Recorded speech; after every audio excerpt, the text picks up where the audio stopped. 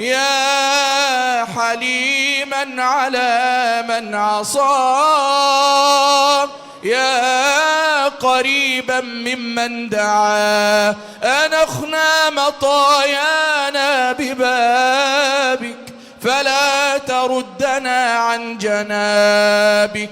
اللهم إنا نسألك أن تتقبل منا الصيام والقيام وقراءة القرآن، واغفر لنا الذنوب والخطايا والآثام.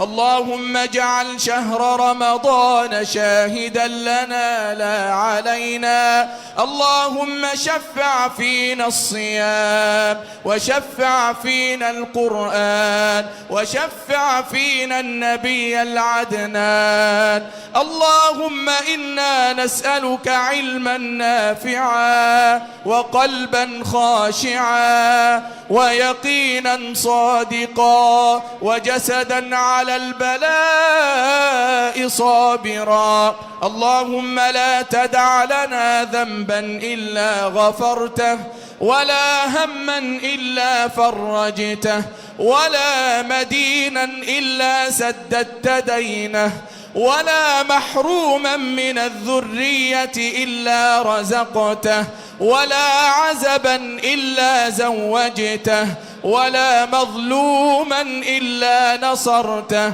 اللهم فرج هم المهمومين، ونفس كرب المكروبين، وقض الدين عن المدينين، واشف مرضانا ومرضى المسلمين، وارحم موتانا وموتى المسلمين.